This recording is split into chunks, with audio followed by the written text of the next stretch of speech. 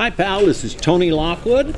I'm at the CAASE conference right across from where the Cleveland Browns play their football games. I can tell you, this conference is playing a lot better than the Browns have been. Now, I have a couple of really smart gentlemen here today, and they're going to talk about a software package that is fascinating. It's a product of Brazilian technology. ESSS is the company, and they're very well known in their milieu. And the software is called Rocky DEM. Could you please introduce yourselves? Give us, who you work for. What is this software? I'm an engineer somewhere. What's in it for me? Okay. My name is Brian Lally from SimuTech. We're the channel partner for ESSS in North America, covering the US and Canada. And I'm joined by... I'm Saurabh Sarkar. I'm an applications engineer at ESSS, and I focus on Rocky DEM applications. So Rocky, what is it? It's a high fidelity particle simulator. So if you have bulk material systems with complex particle shapes and sizes, then you want to use Rocky to get accurate and fast answers. And they're not all the same size. They're all different size. You get big chunks of something, or you can make an aspirin too. They're trying to have. Talking of aspirin, some of the biggest pharma companies are our clients. You have complex tablet shapes. Mm-hmm. If you want to go PepsiCo, we can handle chips. We can handle complex rocks. So anywhere a particle is involved, Rocky can get involved. Do users? Is it really best if users have a high-performance computing platform or just a good workstation, or is it just another case of the more horsepower you have, the better it is?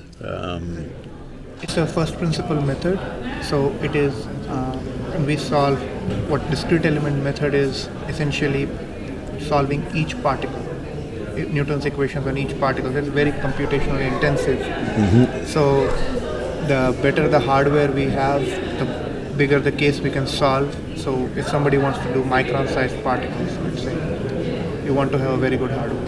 Yeah. And we again have proprietary multi-GPU technology that we can solve systems that we could not think of even a few years ago. So, yes. Now, when you're out there talking to people, Brian,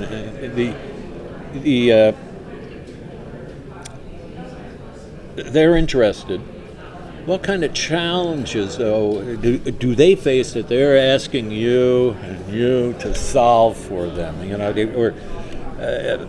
Like I said, what's the challenges? What are you hearing from the field? Yeah, there's several things. What I think is most important is a lot of times in the past they've been using spheres to represent their particle. Mm-hmm. And we know that particles can mean a variety of shapes. So one of the things that we can do for them is we can provide accurate shapes, a real representation of the shape that they're trying to model. The other thing is we can break them. Breaking is important, especially break the particles up, which is something that you can't break a sphere into more little spheres, but you can take an accurate shape and break it up into smaller shapes. And we can do that faster with the multi-GPU that Saurabh was mentioning. And all of this, it may sound complicated, but we have a very user-friendly geometry interface. Okay, so we're talking about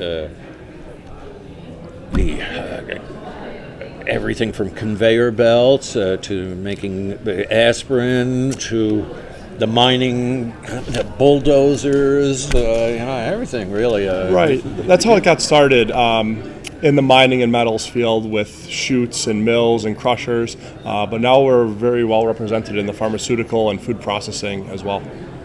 Now, the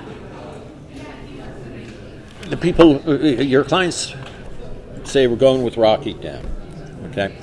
Do they require a lot of training, a lot of education for it? To learn to use the software. Obviously, if all they've ever used is Microsoft Word, they're probably not going to buy the software. but that might be a bit advanced for them. Perhaps I'm wrong.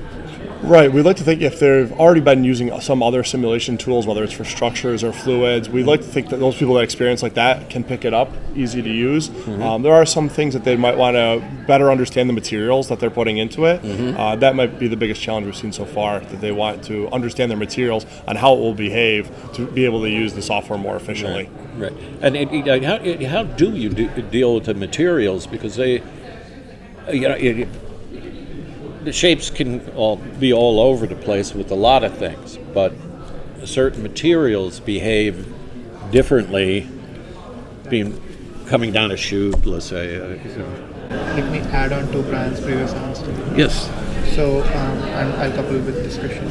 The thing is, DEM fundamentally is a very simple method. You just add all the forces acting on the particle and you integrate it. It's Newton's equation of motion. So it's inherently simple to understand.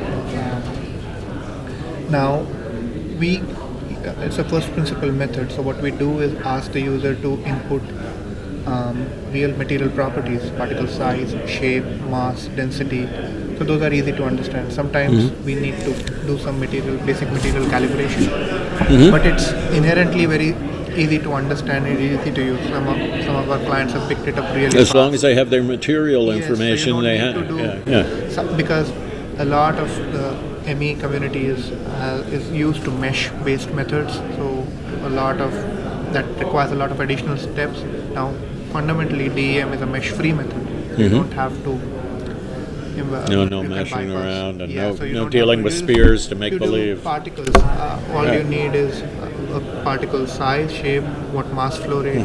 That's easy. So I'm just coming off of a training session.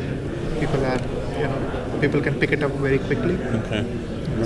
Very good. Do you guide them along suggested shapes or something like that? I mean, because not everything is a spear, not everything is a very neat octagon, or On our UI itself, in our help package, we provide the shape descriptors for a number of known particle shapes. So we can create from rocks to chips to wooden blocks, anything, corn. You name it, and we would have some recommendation.